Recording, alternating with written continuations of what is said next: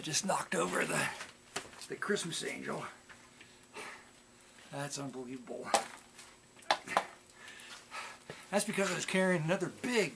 Wait a minute, I gotta do the intro. Howdy, it's me, Manic Marc, coming to you from the bunker system located underneath the Art Villa, found somewhere in the jungles of the Midwest. And I'm coming to you today with a stack of records. Oh no, and not another stack. Another big stack, that's right. Went to a thrift shop today, which is just right down the street, then walking distance of a record store, and found some records. Go figure.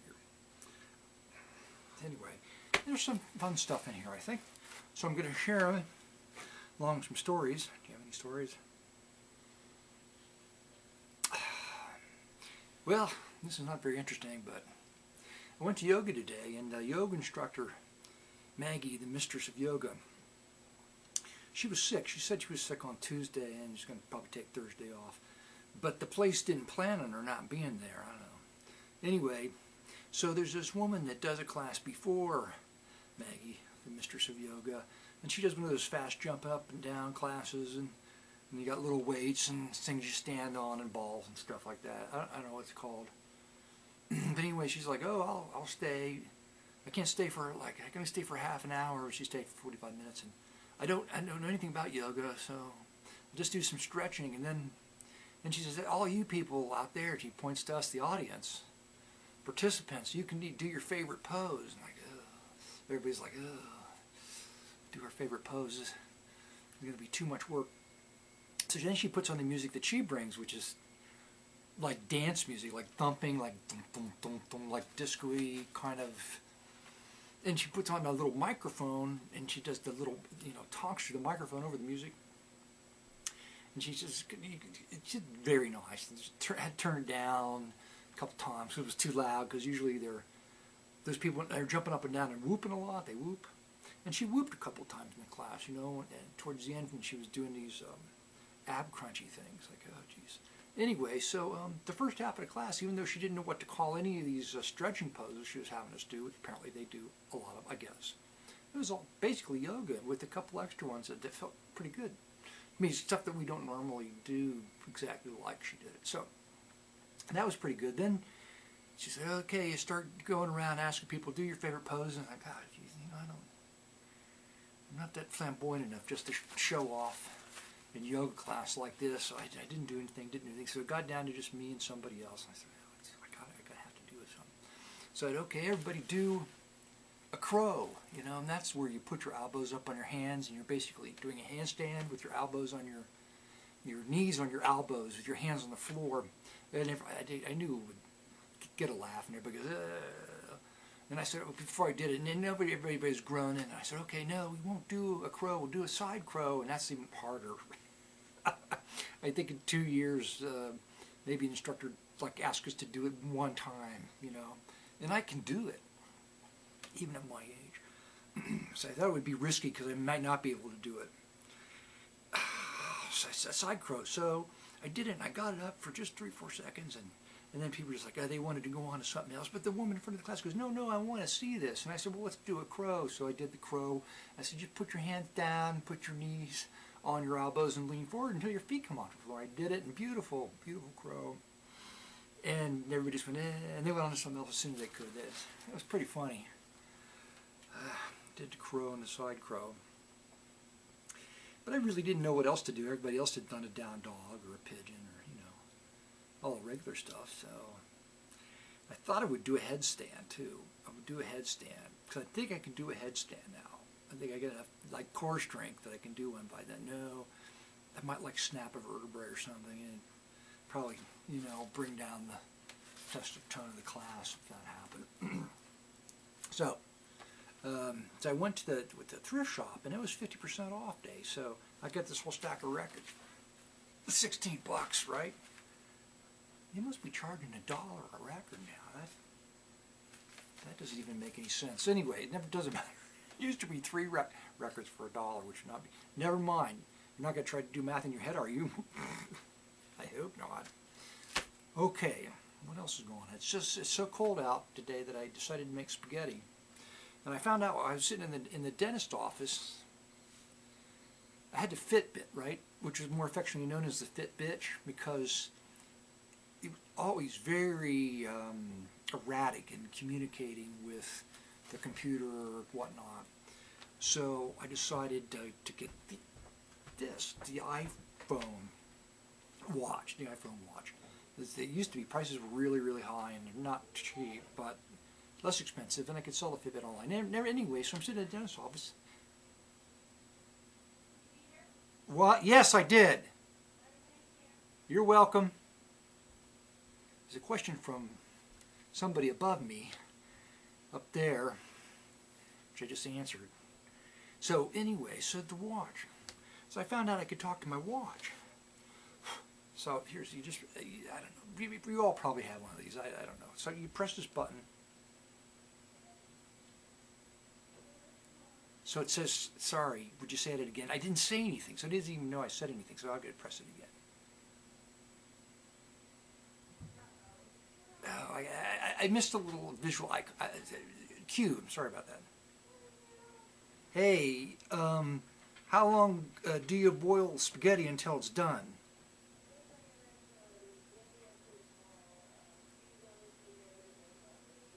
I can help you search the web for, hey, how long do you boil spaghetti until it's done on your iPhone? See, it talks to you. The watch talks to you. It's pretty cool, but it doesn't know. It can't answer a simple question, how long do you boil spaghetti until it's done? The answer is very simple, until it's chewy. You just pull one out and you chew on it. Like, why would the watch, this highfalutin, high-fangled technology, not be able to answer that question? It has to go to the iPhone. Actually know why, but it doesn't make any sense. It seems like Apple could put the database of every known thing in this phone. Why not? They're brilliant there. They could put the database in here, and they would be able to tell me how long to boil spaghetti. Something simple, right? Anyway, and it's cool. Like, I'm just the differences between a Fitbit and the iPhone is that then you can get messages. I finally, because I got a more current iPhone, and the Fitbit was actually able to communicate with it, and I would get messages on it, but there's nothing I can do about it. But this phone allows you to respond to messages using canned answers. You can't type anything in, as far as I know. Spaghetti. So as far as I know, but you can let's say if somebody's a yes or no answer, you know, like are you wearing green shoes? Yeah, yes. Are you going to be home on time? I don't know. You can say I don't know. It's like 3 answers. But maybe you can add, I don't know. Anyway, no stories I have are interesting today. We ought to jump into the records. Too late for that. It's never too late to jump into records. Let's hold up the first album. It's Pinocchio. It's a children's record. Jimmy Nelson and Danny O'Day and their friends meet Pinocchio. This is a great photograph of the guy painting the end of Pinocchio's nose. And there's kind of a frightening cat in the background. This animal right there. Or maybe that's a duck. No, it's not a duck. It's like a show cat, like, or something. Anyway. And another children's album, Tubby the Tuba. Adventures of a Zoo, John L. Eastman conducting the Cricket Symphony. So this is going to be, I think, a reissue of stuff that was recorded like 10 years before this was ever put out. I don't know. It's interesting that they would put the man's face inside the tuba, like, what, the kids don't give a crap, you know, like John Eastman. Oh yeah, John Eastman, thanks Mom. He's the conductor of the Cricket Symphony. You're so thoughtful to have bought me that record. The Many Sides of Pat Suzuki, I probably got this one, but I don't know for sure. And it was half off day, so. 1959, Pat Suzuki. I think she made 2 albums. And they're interesting, not too bad. And I've got this one, but I bought it again anyway because it was such a clean copy, and I love the cover. Classical music, for people who don't know anything about classical music. Basically, it's just classical music, but how would you know?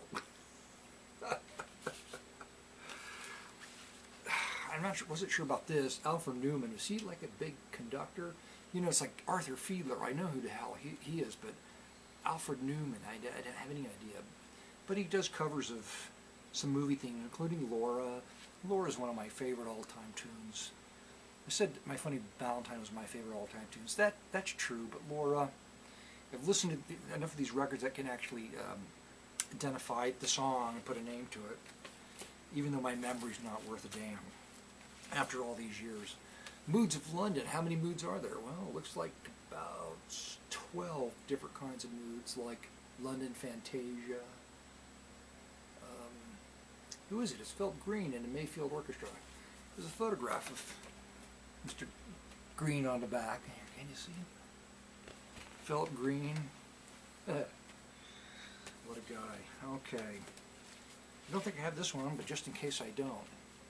I got it again. It's Joanne Stafford. Yeah. With Art Van Dam. Yeah.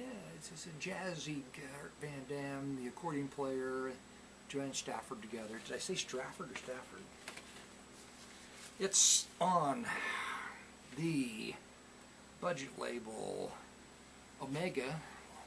Maybe it's stereo. Interesting. It's stereo. It's Marc Stereophonic.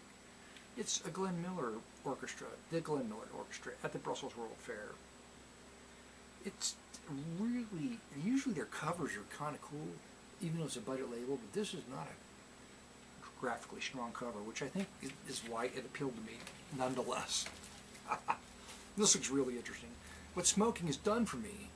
So I figured maybe, you know, like the guy was a prodigy, went to Harvard at 14, graduated, became a doctor, married his soulmate, made a lot of money, worked in Hawaii, cared for starving children, won a presidential award, all before he was like 25. Because he smoked. He started smoking when he was 12 probably. But I have a feeling that's not it. I have a feeling that he was a victim of lung cancer. That's right.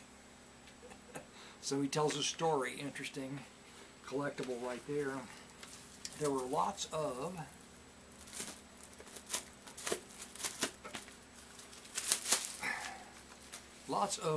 religious albums at the store. And this is not one of them. This is a lounge album for a country band. You shouldn't take time to do this. You shouldn't take time. I have no idea. It sort of looks like it's locally produced, but I don't think so. In 1982, it's Marc 1982 anyway. Somebody wrote the date on it. I've got this record, but I don't have one that's autographed. Oh boy, Jeff Blue. I've already blogged it. I'll have to update the blog to include the copy with the autograph. I've got this one too, but I couldn't pass up another one. Lou Edwards sings gospel. That's local. Lou Edwards right there. And Lou Edwards' follow-up album, and or an album he made before he made the one I just held up. It's Lou Edwards. Once again, Lou Edwards. On Right Record, which is local. Not local is, well, the singers are local. The record's out of Grand Rapids, Michigan. It's Mike Berry Sings. And his background singer is one of the guys is from Cincinnati, and the young lady's from Indianapolis. Again, not all local. Okay, this looks like it's local. Can you be sure? Don't even look. 1979, To the Johnsons' Best Wishes, Terry. It's Terry. She made a record. Gospel album. She does out of Hammond, Indiana. That could be local. Great gospel songs by Ralph Cook. How do you want us to design your album cover, Ralph? Well, I don't know, maybe my photograph would be nice, and I'm thinking of putting my name in Halloween type, that kind of psychedelic Halloween type. Where's he out of? Greenbridge, Pennsylvania. It's the Lads. There were two of them here. The Lads, Joplin, Missouri. That's probably going to be horrible. I picked it up.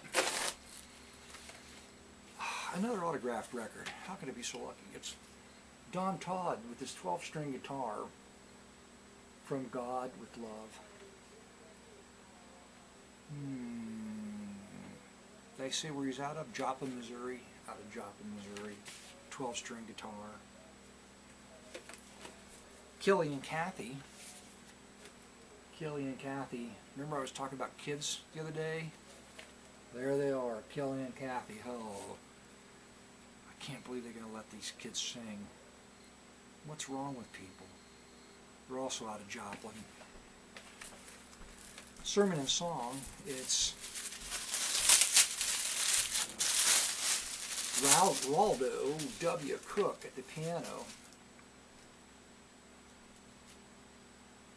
Greensburg, Pennsylvania. It's the Marshall family. Wow, patterns all over the place. Rebel recording. Where are they out of? Don't know. No idea. Virginia.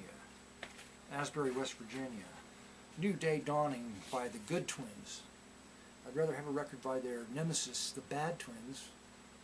However, this is a good place to start with the Good Twins and the Bart Allard Orchestra and the New Direction Singers. Ew.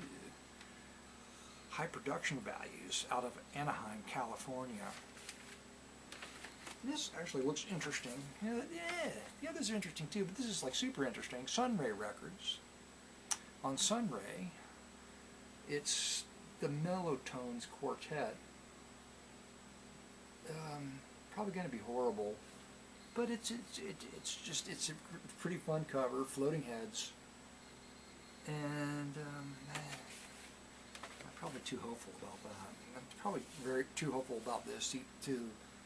Are these the White Sisters? I don't know if they're not. Mary, Jane, and Polly. Don't know. If it was the White Sisters, I wouldn't have had nothing to do with them. They're really not very good. So I have no idea. I'll save this one for last. It's Near East Brass. Okay. So you did find something interesting. Glad you got through all that other stuff. The Exotic Sounds of Near East with Jerry Fielding as orchestra might sample something of this. They don't have it. It's a command gatefold record. Pretty clean. Fun find. It's a 20th anniversary album for Jean Collette. Oh, I think this is local. 1973. Recorded by Marc. No, it's not. Greensville, South Carolina. I'm wrong about that. Faith Trio. Not sure if I have this one. Maybe they made some other records and I didn't like them, got rid of them. Can't remember. Anyway, where are they out of? Dallas, Texas. Fun cover. I think I've got this one. I picked it up again. Not sure about the copy I've got. Sweet Soul, Dick Hyman. There's no A, Hyman. That'll be fun. Command, Gatefold, and also another Dick Hyman record that I may or may not have. Mirrors by the Dick Hyman group. And I had to pick this up. Of course I had to pick this up. Why? Because it's Yoga USA. By the way, I've never done that, and no one in my class has done that. Even the instructors have not done that pose. That must be the bow pose.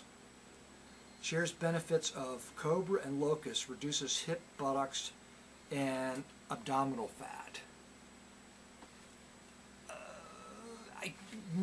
No one I know does yoga to kind of get thin. I don't think you're going to get thin doing yoga. You got to do other stuff. And speaking of yoga, oh my God, it's a double truck. It's a double truck yoga record. 20 minutes of yoga is worth hours of ordinary exercise. It's just different. It's different. There are some photographs on the back, by the way. Have I done all these? Pretty much. I can't do this over the head thing anymore because of my arm. It's so sad. All right, back to the religious album. It's the Ron Atkins singer, Oh Happy Day. Where are they out of? Frankfort, Kentucky. I'll take Jesus, the Singing Couriers. There they are. Where are they out of? Lincoln Village, Hodgenville, Kentucky. This is a great cover. Looks like it has a lot of potential. The Spiritual Four Quartet, Army of Our Lord. What a what kind of, there'll be like sound effects dubbed into this, especially the Army of Our Lord, like howitzers and tank tracks, you know, machine guns and stuff like that. And here they are again. It's like, well, we liked our last album cover, but we don't want it to be black and white again because people say, oh, well, that looks like the record you just made. So make it purple. That's be a good color, right? It's hard. What we want a one-color cover. There's no good color other than black usually, because it has to be like blue or dark, something dark like purple. And you just get that purple, right? But because of that, I like it. And the kid has got a bass. The little young man there is playing bass, so that's a great. It is a great photograph, and it's made even better by being in purple, being printed in purple. This looks almost too slickety for me, but it's J.D. Summer and the Stamps Quartet, and that's local. But apparently, they went down to Nashville to make. They felt comfortable enough, they had enough money, deep enough pockets to go down to Nashville to record at Skylight Recording Company, and then have Columbia Records do the manufacturing on this. And they probably hired Nashville, Columbia Studio, Nashville recorded. Oh, they recorded it. Well, I don't understand. It's just it's too complicated. But they spent some money on it. Dixie and the Cavaliers Sing. Here's another great cover. Dixie. Who's Dixie? Could be any one of them. Where are they out of? Amsterdam, West Virginia. Back to the mood music. It's Griff Williams. Probably have this one, but I picked it up again just in case. And that Dionne Warwick album that it was clean, so I picked it up. Theme from the Love Machine at Amanda. Original soundtrack recording. The Love Machine. Jacqueline Susann is the Love Machine. I have no idea. And I think I've got this one. I picked it up again. It's it's just a great cover. Crown Records. It's a great cover. Just in case. Don't have this one. Truck Stop Favorites. Always love the Truck Stop records because it's always got the Miss Country Music. I was going to say she's a prostitute, but maybe she wasn't. Maybe she stopped working to become the Country Music USA Union 76 spokeswoman for a year before she had to go back to work. That was horrible. I can't believe she picked the songs that I put on the album. I'm glad I didn't miss that. And she has a name too. She's soft-spoken Dosha Wall, W-A-L-L, a native of Monroe, Louisiana. She is Miss Country Music USA and appears on such national television shows as The Porter Wagner Show, Jim, Ed Brown, and Del Reeves. In addition, she is a Union 76 truck stopper, an elite corps of beauty queens professional models which has traveled nearly 750,000 miles in 30 states to make appearances for Union 76. She's 5'6", hazel-eyed, blonde. Looks kind of real hair. Never mind. And a real country music fan. Well, I would hope so. Anyway, so that's a lot more fun than I thought it was going to be. Yeah. Last but not least, it needs to be cleaned off. This looks great. It's got a spaceship on it. It's not a very good spaceship, but nonetheless it's a spaceship. And the album's titled The New World of Stainless Steel. It's a soundtrack from an adventure film by Republic Steel. An adventure film of stainless steel? Does it say anything on the back here? Why? Oh, it's a 15-minute movie in Technicolor. Yeah, it's just a promotional thing. It's not like a feature film. All right. Anyway, so, I don't know. There could be some really good stuff on this. This may be the sample. I have no idea. Anyway, thanks for stopping by and spending some more of your time here in the bunker with me, your host, Manic Marc. I hope everybody's staying warm this weekend. The temperature goes up.